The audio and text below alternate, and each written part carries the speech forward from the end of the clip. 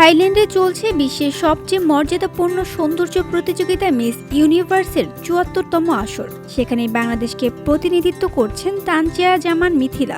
থাইল্যান্ডে অনুষ্ঠিত এবারের প্রতিযোগিতায় ১২১টি দেশের প্রতিযোগীর সঙ্গে লড়াই করছেন তিনি। শুরু থেকেই দর্শক এবং বিচারকদের নজর কাড়ছেন মিথিলা। এর মধ্যেই সব প্রতিযোগীকে নিয়ে বিভিন্ন ধরনের কার্যক্রমের বাছাই প্রক্রিয়া শুরু করেছে আয়োজক কর্তৃপক্ষ।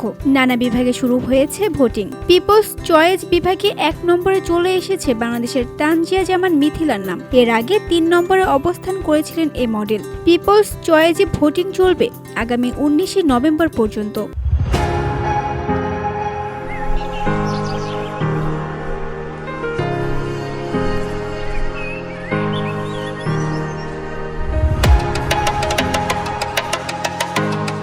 মিস ইউনিভার্স বাংলাদেশ তাদের অফিসিয়াল পেজে এ খবর জানিয়ে একটি বার্তা প্রকাশ করেছে। সেখানে বলা হয়েছে, আমরা পেরেছি বাংলাদেশ, এখন বাংলাদেশ ১ নম্বরে। ১৯শে নভেম্বর পর্যন্ত বাংলাদেশের জন্য ভোটদান অব্যাহত রাখুন, অপ্রতিরোধ্য বাংলাদেশ।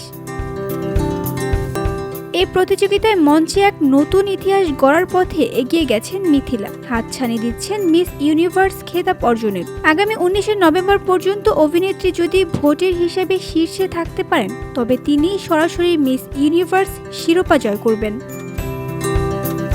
তবে প্রতিযোগিতা চলাকালীন অন্যান্য দেশের প্রতিযোগীদের সঙ্গে ভোটের এই সংখ্যা ওঠানামা করছে, তাই চূড়ান্ত ফল এখনই নিশ্চিতভাবে বলা সম্ভব নয়। মিথিলার ভক্ত অনুরাগীরা তাকে এই অবস্থানে ধরে রাখার জন্য নিরলসভাবে কাজ করে যাচ্ছেন এবং অন্যদের ভোট দিতে আহ্বান জানাচ্ছেন।